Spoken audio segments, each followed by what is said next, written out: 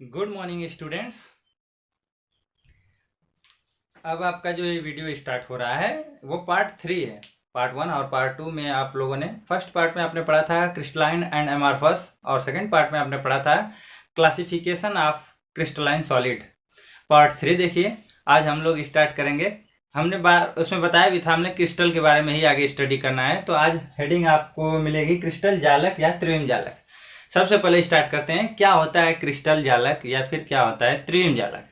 या का मतलब ही आप समझ गए होंगे, दोनों बात वही है। क्रिस्टल जालक कहिए चाहे त्रिविम जालक कहिए। कई बार लोग सवाल करते हैं त्रिविम का मतलब सर क्या होता है। त्रिविम तो एक विमीय मतलब एक सीधे रेखा पर जो भी कण व्यवस्थित होते हैं। द्विविमीय मतलब जो तल पर एक आ जाए, जैसे एक तल है ये। त्रिविम का मतलब 3D से है, समझिए। जो तीनों अक्षों पर आधारित कोई कण जो व्यवस्थित होता है तो वो कहलाता है त्रिविम के अंतर्गत। क्रिस्टल के बारे में आपने पीछे बढ़िया से पढ़ लिया है, लेकिन फिर भी मोटी मोटा एक बार और समझाता हूँ। जनरली आप गांव में ही अपने आसपास, या आप लोग स्टूडेंट्स की बात कर रहा हूँ, छात्राओं की, आप लोग किचन में भी जाती हैं। एक बार आप हाथ पर नमक के कुछ दाने लीजिए और रब करिए, देखिए। एक हाथ पर चीनी लीजिए, उसको रब करिए, देखिए। और फिर बाद में एक हाथ पे आटे ले करके उसे भी रब करके देखिए, क्या डिफरेंट लग रहा है आपको। आप वहीं से जान जाएंगे क्या होता है क्रिस्टल।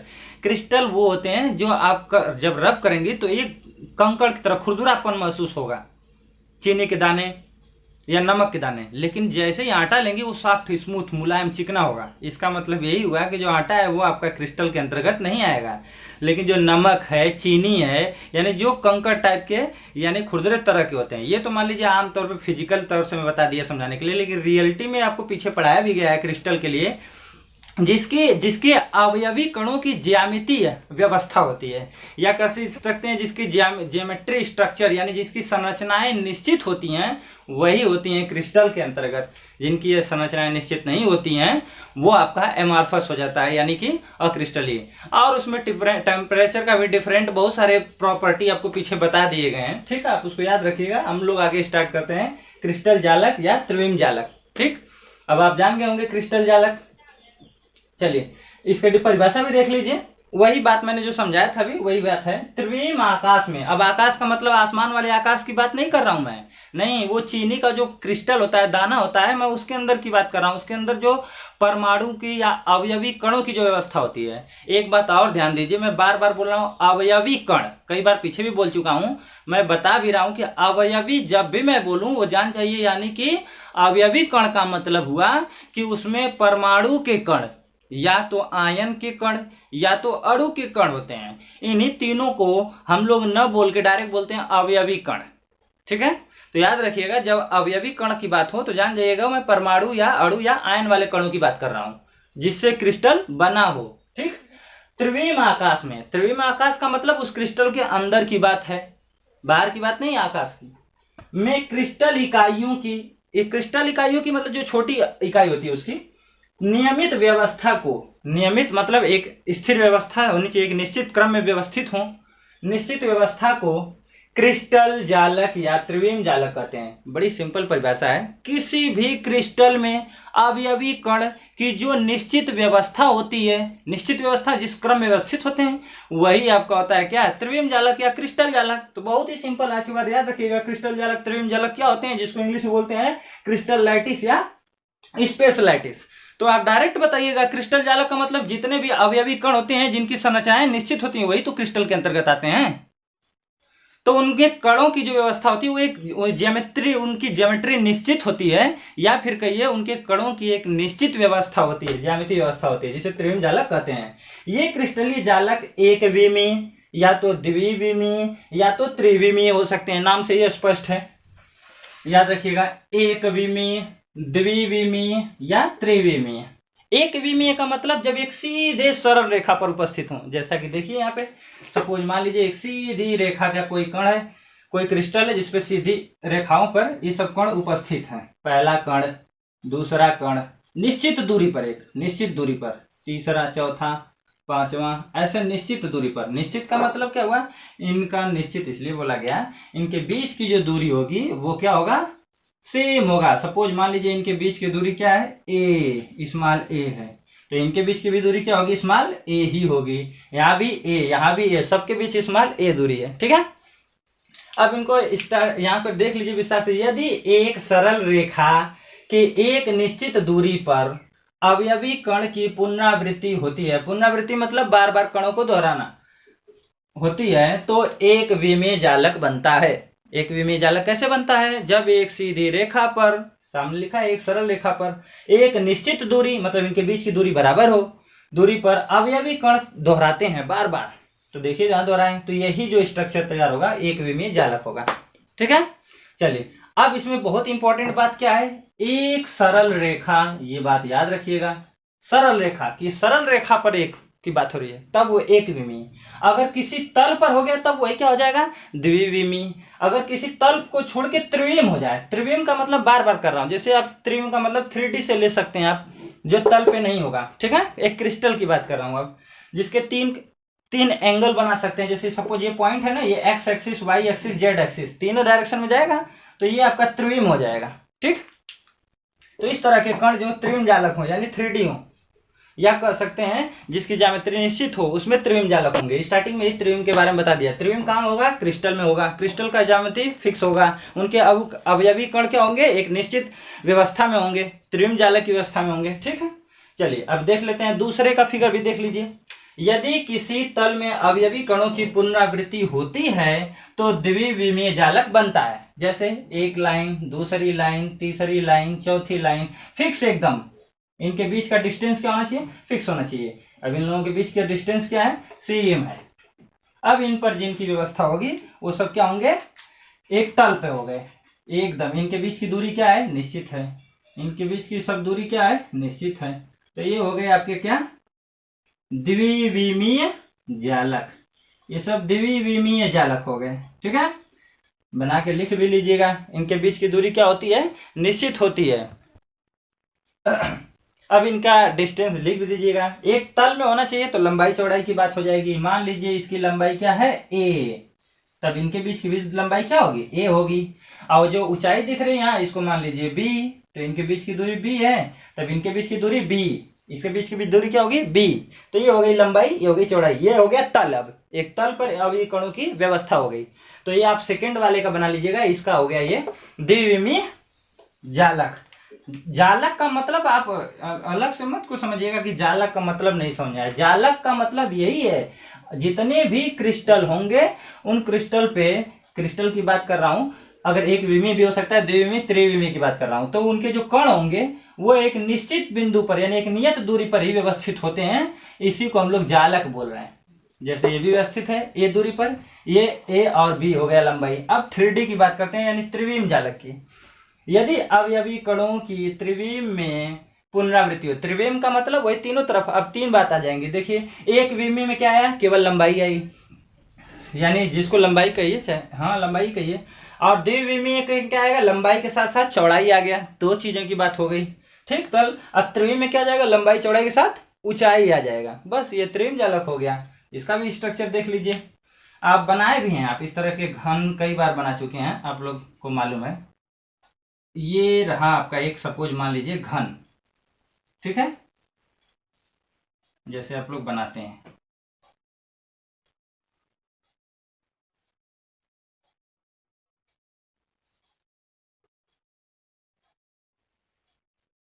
ये आपका घन रेडी हो गया।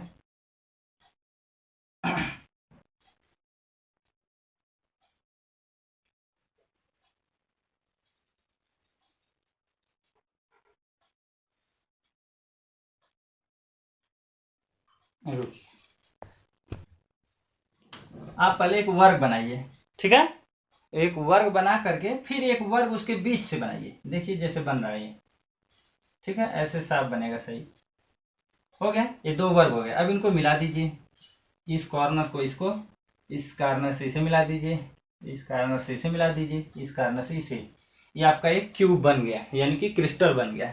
अब इसको अंदर छोटी छोटी कोशिकाएं, यानी हम लोग अभी आगे पढ़ेंगे आप लोग एक क्रिस्टल यानी यूनिट सेल पढ़ेंगे। यूनिट सेल क्या होता है, मतलब जो बड़ा सा क्रिस्टल होता है वो जिस छोटी सी छोटी क्रिस्टल से तैयार होता है, यूनिट सेल से तैयार होता है। वही यूनिट सेल होता है जो छोटे से छोटे कण से तैयार होता है। ठीक है, देखिए इसको आगे, यहाँ पर एक बिंदु बना लीजिए, इस सब कण को व्यवस्थित कर लीजिए ना हो तो 1 2 3 कण, इस पर भी 3 कण व्यवस्थित कर लीजिए सटीक, इस पर भी 3 कण व्यवस्थित कर लीजिए, इस पर भी 3 कण व्यवस्थित कर लीजिए, जैसे यहाँ पर व्यवस्थित करके दिखाया जा रहा है। ठीक है, अब इन कणों को अब देखिए आपस में जोड़िए, इस कण से इसको जोड़ दीजिए। ठीक है, इस कण से इस कण को जोड़ दीजिए। ठीक, अब इन्हीं कणों से इनको भी जोड़ दीजिए। यस, अब इसी तरह इन कणों को भी जोड़ दीजिए। हो गया। अब इसके बाद 3 परमाणु इन पर भी ले लीजिए, इसी तरह बीच में इनके, इन दोनों के बीच में ले लीजिए, इन दोनों के भी बीच में ले लीजिए। तो देखिए इनको भी आपस में ऐसे ही मिलाना होगा, इनको भी मिला दीजिए आपस में, ये मिल गए। ठीक है, इसी तरह से आप चाहें तो इन पर भी मिला लीजिए इन कणों को। तो आप मिलाएंगे तो देखिए ये वाला जाएगा सीधा इस पे, ये वाला सीधा नेक्स्ट वाले पर, ये वाला सीधे अगले नेक्स्ट वाले पर, 3 कण यहाँ भी व्यवस्थित कर दीजिए। तो आप आराम से इस तरह से एक क्रिस्टल बना सकते हैं। आप आराम से देख के बनाइएगा। इसी तरह से और क्रिस्टल पर परमाणु ले सकते हैं, इस पे ले सकते हैं आप पर क्रिस्टल, 1 क्रिस्टल, 2 क्रिस्टल, 3 क्रिस्टल, इसको भी आप इसी तरह व्यवस्थित कर सकते हैं। इन कणों को लाइए यहाँ पे, इन कणों को दूसरे तल पे लाइए, इन कणों को तीसरे तल पे लाइए, इनको भी आपस में मिला दीजिए। तो इस तरह से आप एक बड़ा सा क्रिस्टल भी बना सकते हैं। अब इन क्रिस्टलों में हो क्या रहा है, छोटे छोटे सेल मिल रहे हैं। अब आपको दिख रहा होगा कि छोटे छोटे सेल आपस में क्या कर रहे हैं, मिलकर एक बड़ा सा क्रिस्टल बन गया। ये आपका क्यूबिक तैयार हो गया। ठीक है, अब ये बना किससे है, अब ध्यान से देखिए तो इसके नीचे छोटा सा क्रिस्टल दिख रहा है कि छोटे छोटे क्रिस्टलों से मिलकर ये तैयार हुआ है। तो इनका जो छोटा सा एक क्रिस्टल वाला जो भाग होगा, हम कह सकते हैं कि ये जो छोटा सा क्रिस्टल तैयार है, ठीक है, कोई भी छोटे छोटे क्रिस्टल जो तैयार होते हैं, ये वाला जो क्रिस्टल है उसी की बात कर रहा हूं। इस तरह के इसी को हम लोग क्या कहेंगे, ए क कोष्ठिका, यानी कि यूनिट सेल। यानी फिर से सुनिए, एकक कोष्ठिका क्या होता है, किसी बड़े क्रिस्टल का वह लघुत्तम इकाई जिसकी संख्या दोनों तीनों तरफ या चारों तरफ बढ़ाने पर एक बड़ा क्रिस्टल का निर्माण होता है, एकक कोष्ठिका कहलाती है, यानी कि यूनिट सेल कहलाता है। कंप्लीट नोट करिए। हो गया होगा कंप्लीट नोट, नाम लिख लीजिएगा। एक विमीय जालक, त्रिविमीय है या द्विविमीय, तीनों पॉइंट भी हो गया। नेक्स्ट हेडिंग क्या पढ़ना है आपको, एकक सेल यानी यूनिट सेल, एकक कोष्ठिका, इसके बारे में। और इसी पर हमें पूरा आगे भी लंबी चर्चा करना है। एक एक क्रिस्टल को बड़ा करेंगे, एससीसी बीसीसी जो अलग अलग बनते हैं सबके बारे में डिटेल बात करेंगे हम लोग। एकक कोष्ठिका लिखिएगा, एकक कोष्ठिका या मात्रक एकक कोष्ठिका संपूर्ण क्रिस्टल संरचना में वह छोटी से छोटी इकाई, ध्यान दीजिएगा यहाँ ग्रीन लाइन खींची गई है, छोटी से छोटी इकाई यानी क्रिस्टल का छोटा भाग, जिसे सभी दिशाओं में समान रूप से बार बार दोहराने पर पूर्ण क्रिस्टल संरचना का निर्माण होता है, एकक कोष्ठिका कहलाती है।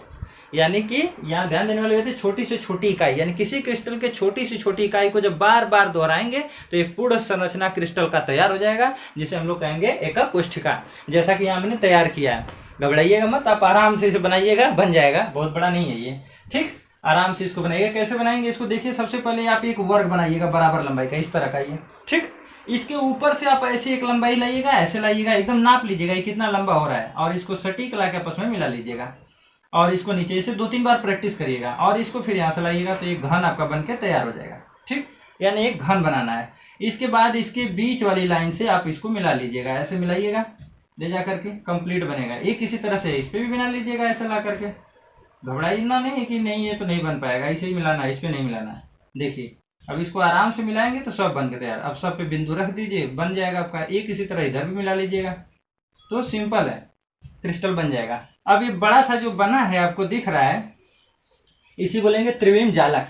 अब इस त्रिविम जालक यानी कि यही है क्रिस्टलीय, या कह सकते हैं क्रिस्टल जालक। क्रिस्टल जालक बोलिए चाहे त्रिविम जालक बोलिए। इसका जो छोटी से छोटी इकाई, मान लीजिए इसकी छोटी से छोटी इकाई, इसका एक छोटा सा क्रिस्टल हम निकाल लेते हैं। ये रहा इसका छोटा सा एक क्रिस्टल, ध्यान दीजिएगा हम कितना पेंट कर रहे हैं। ये रहा एक छोटा सा क्रिस्टल, ये छोटा सा क्रिस्टल आपका दिख रहा होगा आपको, ये छोटा सा आपका क्रिस्टल है, ठीक है। ये छोटा जो क्रिस्टल आपने देखा, इसी तरह के क्रिस्टल आपस में मिल करके चारों तरफ लिखा ना, जिस कहा बार बार दोहराने पर, इसी को बार बार दोहराया गया तो एक बड़ा क्रिस्टल बन गया है। अब इस बड़े से क्रिस्टल का ये जो छोटा सा ये भाग है, यही कहलाएगा क्या, एकक कोष्ठिका।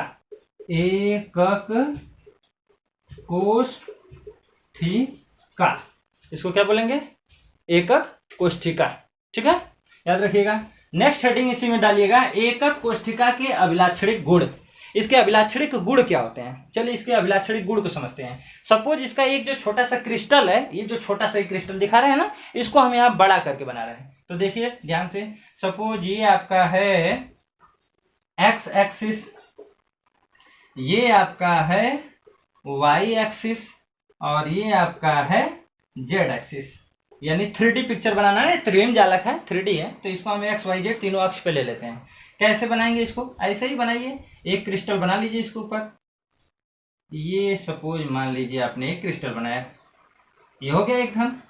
अब इसका दूसरा पार्ट कहाँ है, क्यूब का, दूसरा आप जोड़ लीजिए इसमें, ये रहा आपका दूसरा पार्ट। ध्यान से देखिएगा, कोई बहुत कठिनाई की बात नहीं है कि नहीं समझ में आए, आपको बन जाएगा। ऐसे बनाना है आपको, ये थोड़ा सा ऐसे लेके चले जाइए, करेक्ट हो जाए सीधा, ठीक, ये बन गया, ये क्रिस्टल हो गया वही छोटा सा।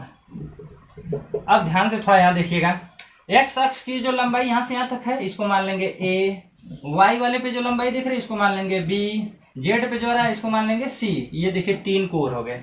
कोर कितने होते हैं, 3 होते हैं। तीनों कोर के नाम हमने क्या लिखा, ए बी सी, 3 कोर हो गए।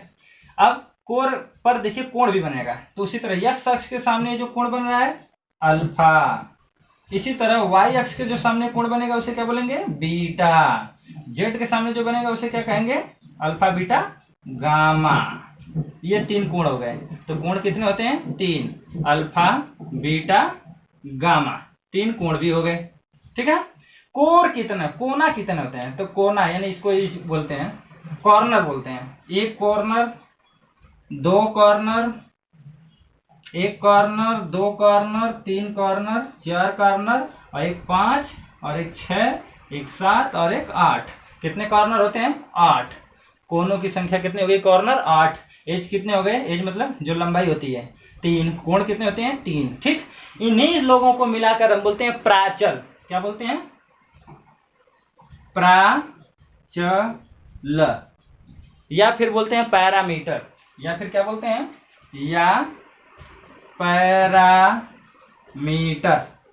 ये रहा आपका। तो अब कोई भी पूछेगा प्राचल क्या होता है, पैरामीटर क्या होता है, तो आप बता दीजिए किसी क्रिस्टल का एकक कोष्ठिका कि, ठीक ना, जो तीनों लंबाइयां होती हैं ए बी सी वो होते हैं कोण, और उनपे जो कोण बनते हैं अल्फा बीटा गामा वो होते हैं कोण हो गए, और उनके जो 8 कॉर्नर होते हैं, ये तीनों जो बातें हैं क्या कहलाएगा, प्राचल या पैरामीटर कहलाएगा। क्यों कहलाएगा ये, क्योंकि ये एक अभिलाक्षणिक गुण है। तो आपसे पूछा जाएगा कि एकक कोष्ठिका के अभिलाक्षणिक गुण क्या है, तो यही है अभिलाक्षणिक गुण, और इसी को बोलते हैं पैरामीटर। टोटल नोट कर लीजिए इसे। एकक कोष्ठिका के प्रकार लिखिएगा, एकक कोष्ठिका के प्रकार, टाइप्स ऑफ यूनिट सेल। यह 2 प्रकार की होती है, मुख्य रूप से इसे 2 प्रकार का बताया गया है। कौन कौन सा, आद्य या सरल या मूलभूत एकक कोष्ठिका, जिसको बोलते हैं सिंपल, आर करके लिखा गया है, इसका मतलब, या प्रिमिटिव, या फिर कह सकते हैं बेसिक यूनिट सेल। अब इसकी डिफिनेशन सुनिए क्या होता है। वह एकक कोष्ठिका जिसमें अवयवी कण केवल कोष्ठिका के कोनों पर ही उपस्थित होते हैं। कहाँ उपस्थित होते हैं, कोनों पर ही, कोनों पर ही उपस्थित होते हैं, सरल एकक कोष्ठिका कहलाती है। सरल एकक कोष्ठिका कहलाती है, यानी कि सरल, सिंपल, एकक यानी कि यूनिट, कोष्ठिका यानी कि सेल, सिंपल यूनिट सेल कहलाता है। यहाँ सामने फिगर भी बनाया गया है एकक कोष्ठिका का देख लीजिए। एकक कोष्ठिका कैसी होती है, इसके सिर्फ कोनों पर ही क्या होते हैं, अवयवी कण उपस्थित होते हैं, ठीक। अब दूसरा केंद्रित एकक कोष्ठिका की बात करते हैं, सेंट्रेड यूनिट सेल। याद रखिएगा, ऐसे परिभाषा पहले पूरा करिए। वह एकक कोष्ठिका जिसमें अवयवी कण कोनों के अतिरिक्त अन्य स्थितियों पर भी उपस्थित होते हैं, केंद्रित एकक कोष्ठिका कहलाती है। यह 3 प्रकार की होती है। समझिए पहले ये सिंपल वाला है। सिंपल वाले में क्या बताया गया कि एकक कोष्ठिका ऐसी एकक कोष्ठिका है जिसके सिर्फ कोनों पर अवयवी कण उपस्थित होते हैं। ठीक। और केंद्रित में क्या बोला गया है कि ऐसे एकक कोष्ठिका जिसके कोनों के अतिरिक्त अन्य जगह भी अगर कण उपस्थित है तो वही है केंद्रित एकक कोष्ठिका। ये 3 प्रकार का होता है। कौन कौन? अंतःकाय केंद्रित एकक कोष्ठिका, हेडिंग डालिएगा ये वाला, अंतःकाय केंद्रित एकक कोष्ठिका। ठीक, ये समझ लीजिए पहले ये क्या है, किसको, ये आप अगर लिखना चाहें तो इसमें लिख सकते हैं बॉडी सेंट्रेड यूनिट सेल। इसके आगे आप लोग परिभाषा लिख सकते हैं, हम बोल दे रहे हैं। क्या लिखेंगे इसमें? ऐसी एकक कोष्ठिकाएं जिनमें कोनों के अतिरिक्त, ठीक ना, अंतः बोला है। अंतः का मतलब क्या होता है? बॉडी के सेंटर पे, जैसा कि यहाँ फिगर में दिखाया जा रहा है, देख लीजिए। ये आप क्या करेंगे, ऐसे एक वर्ग बना लीजिएगा। अब इसके कोने पर से ऐसे बना लीजिएगा और ठीक। अब इसको मिला लीजिएगा ऐसे। अब देखिए तो 1 2 3 4 5 6 7 8, 8 तो कोने पर हो गया, यानी कि ये साधारण हो गया। लेकिन इसी के एक को बीच में सेंटर में एक लिख दिया गया, बना दिया गया, तब यही हो गया क्या? अंतः केंद्रित एकक कोष्ठिका। तो परिभाषा लिख लेंगे, ऐसे एकक कोष्ठिका जिसके 8 कोनों के अतिरिक्त एक केंद्र में अवयवी कण उपस्थित होता है, वही कहलाता है क्या? केंद्रित एकक कोष्ठिका, अंतः केंद्रित एकक कोष्ठिका, यानी कि body centred unit cell. English में बोले तो body centred unit cell, body centred, BCC सिर्फ लिख सकते हैं, बॉडी सेंट्रेड यूनिट सेल।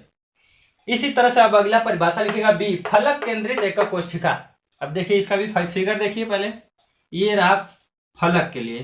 पहले तो वैसे ही बनाएंगे साधारण वाला ही, साधारण वाला 1 2 3 4 5 6 7 8, 8 तो हो गया सिंपल वाले में। लेकिन इसमें बोला है फलक, यानी इनके फलकों पर बढ़ाएंगे। पहला फलक इधर, फलक इस साइड लेफ्ट राइट वाला, अप डाउन ऊपर नीचे वाले फलक पर भी, फिर सामने वाला फ्रंट वाला, और इसके बैक साइड वाले में कट हो गए टोटल 6। 6 बढ़ गए अभी भी कण, यानी 8 कोनों के अलग। तो परिभाषा कैसे लिखेंगे? ऐसी एकक कोष्ठिकाएं जिसमें 8 कोनों के अतिरिक्त 6 फलकों के केंद्र में 6 अवयवी कण उपस्थित होते हैं, वही कहलाता है क्या? फलक केंद्रित एकक कोष्ठिका। इसमें इसकी परिभाषा हो जाएगी, लिख लीजिएगा आप लोग, और एक फिगर बना लीजिएगा। इसमें इंग्लिश में बोलेंगे तो FCC, फेस सेंट्रेड यूनिट सेल, इसको लिख सकते हैं। ठीक। अब तीसरा अंत्य, यानी अंत्य का मतलब यहाँ आधार से है, निचला तल से मतलब है, केंद्रित एकक कोष्ठिका, एंड सेंट्रेड यूनिट सेल। इसकी भी परिभाषा लिख लीजिए, कैसे लिखेंगे? ऐसी एकक कोष्ठिकाएं, ठीक ना, जिसके 8 कोनों के अतिरिक्त नीचे वाले फलक के केंद्र में और ऊपर वाले फलक के केंद्र में अवयवी कण उपस्थित होते हैं, अंत्य केंद्रित एकक कोष्ठिका कहलाती है। फिगर देखिए इसका भी, ऐसे फिगर बना लीजिएगा आप लोग। एक बड़ा बड़ा बनाना चाहे तो बना सकते हैं, 2 3 4 5 6 7 8 तो हो गए। अब हमको कहाँ बनाना है? इसमें एंड वाले में, एक नीचे वाले फलक पे और एक ऊपर वाले फलक पे। तो हो गया ये क्या? एंड सेंट्रेड यूनिट सेल, ये भी हो गया। ठीक, तो नोट कर लीजिए इसे पूरा। अब इसके बाद आगे परिभाषा तो अब इसका हम लिखवा ही दिए, बोल ही दिए, अब आप लोग अपने से लिख लीजिएगा। इनका फिगर भी इसी में बनाइएगा परिभाषा में। टोटल नोट करिए इसको, नोट हो गया होगा, मिटा दें। एक बात और ध्यान दीजिएगा, इन लोगों की जो लंबाई होती है, कोर की लंबाई, ये सब बराबर होती है। ए सब लंबाई क्या होती है? ए ही होती है। ठीक, सिंपल वाले की बात कर रहा हूं मैं। नोट कर लीजिए टोटल।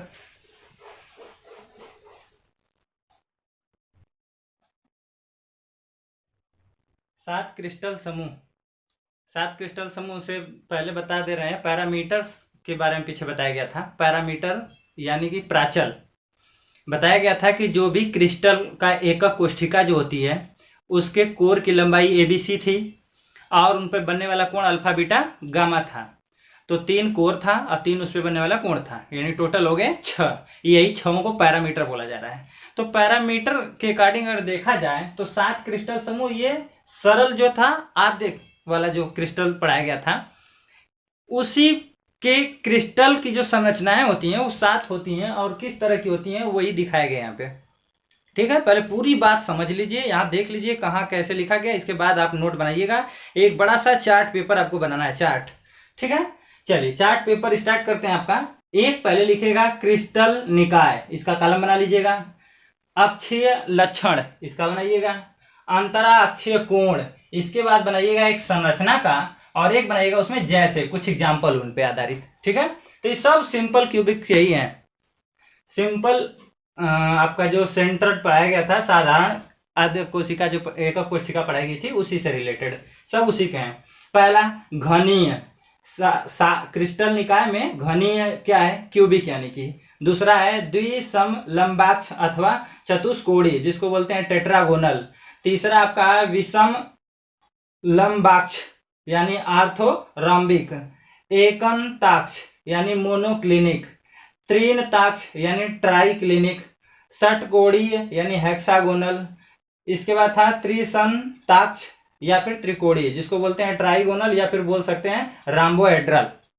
तो ये आपके 7 क्रिस्टल के संरचनाएं होती हैं। अब इनमें किन लोगों का ध्यान दीजिएगा, जो पैरामीटर बताया हूं, यानी कि साइड कोर ए बी सी, किन में कोर बराबर होता है, किन के कोण समकोण होते हैं अल्फा बीटा गामा, किन के समकोण नहीं होते हैं, इस बेस पे उनका स्ट्रक्चर बनता है। और उस तरह के क्रिस्टल के एग्जाम्पल कौन कौन से यौगिक हैं वो भी आप जानेंगे। चलिए स्टार्ट करते हैं। देखिएगा, घनीय में बताया गया, घनीय की जो तीनों कोर होते हैं ए बी सी, वो आपस में समान होते हैं यानी कि बराबर।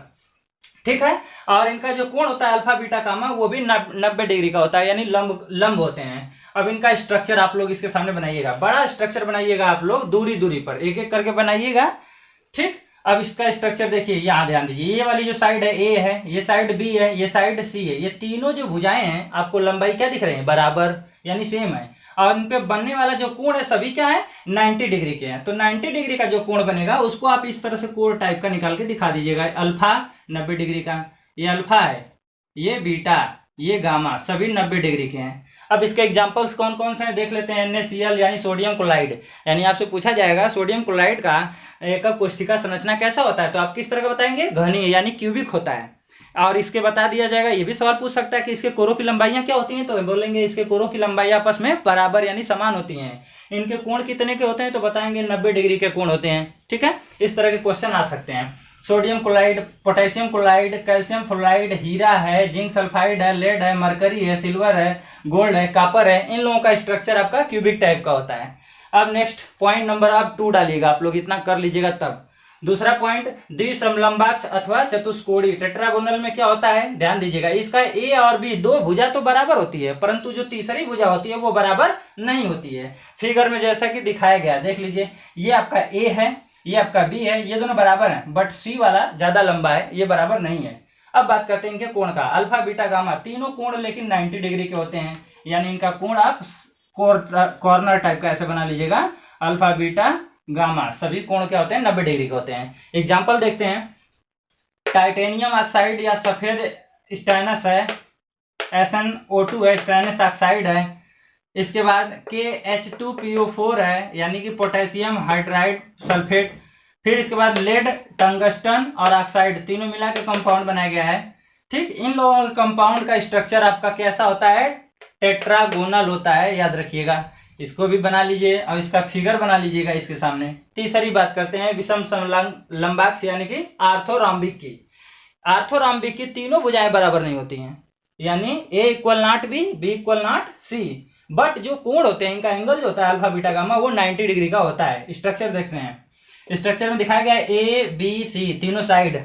अब बताइए इनका साइड जो होता है क्या होता है, नॉट इक्वल यानी बराबर नहीं, बट एंगल जो होते हैं वो 90 डिग्री के होते हैं। तो कॉर्नर टाइप का बना दीजिएगा, एंगल जो होता है ये 90 डिग्री का। एग्जाम्पल देखते हैं, barium sulphate, potassium sulphate, potassium nitrate, copper sulphide, cuprous sulphide.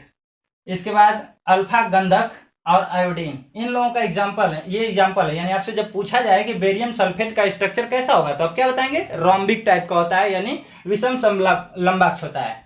तो इस तरह के क्वेश्चन आपसे पूछा जा सकता है। पॉइंट नंबर 4, एकंताक्ष यानी कि monoclinic, alpha beta gamma not equal, ये कोई भी आपस में बराबर नहीं होते हैं, बट इनका अल्फा और गामा जो एंगल होता है वो 90 डिग्री का होता है, जो बीटा एंगल होता है वो 90 डिग्री का एंगल नहीं होता है, याद रखिएगा ये बात। एग्जाम्पल देखते हैं इसका, calcium sulphate dot 2H2O, beta गंधक, अब ध्यान दीजिएगा, बीटा गंधक का स्ट्रक्चर कैसा होगा, मोनोक्लिनिक। बट ऊपर वाले में भी पढ़े थे कि अल्फा गंधक का जो स्ट्रक्चर होता है वो आर्थोरॉम्बिक होता है।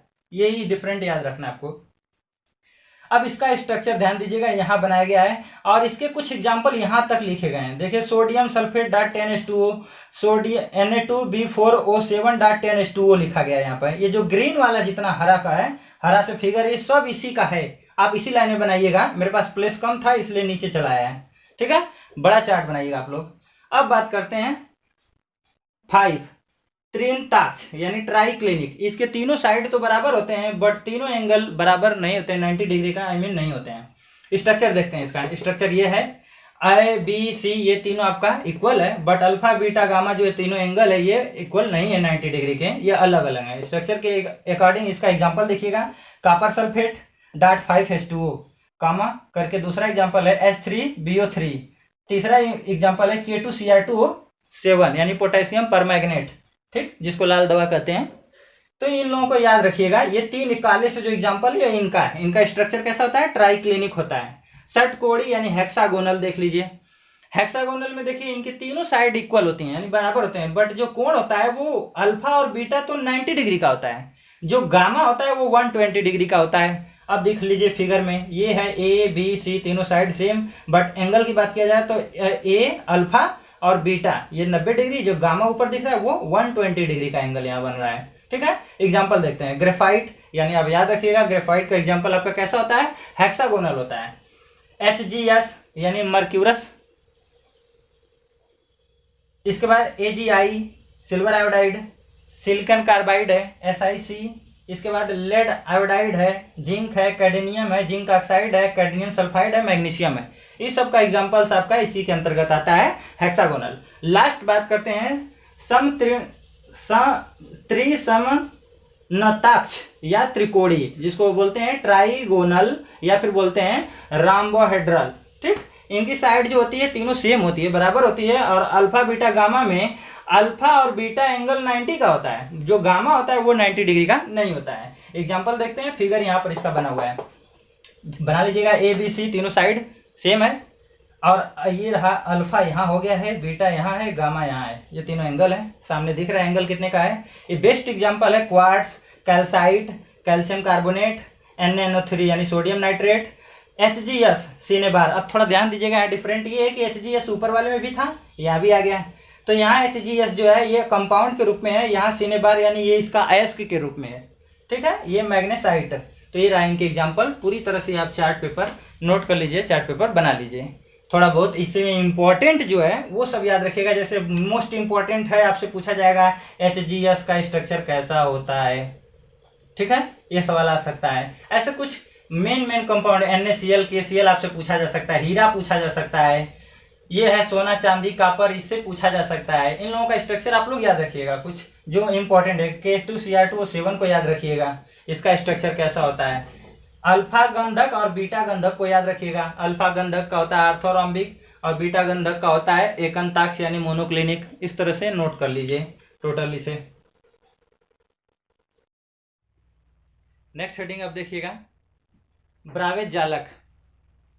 ब्रावेज जालक में सन 1848 यानी 1848 में फ्रांस के गणितज्ञ थे ऑगस्ट ब्रावेज, जिनका नाम क्या था, ऑगस्ट ब्रावेज जिनका नाम था, ने बताया कि 7 क्रिस्टल समूहों को उनकी एकक कोष्ठिका के अवयवी कणों की व्यवस्था के आधार पर 14 विभिन्न प्रकार के त्रिविम जालकों में विभाजित किया जा सकता है, जिन्हें ब्रावेज जालक कहते हैं।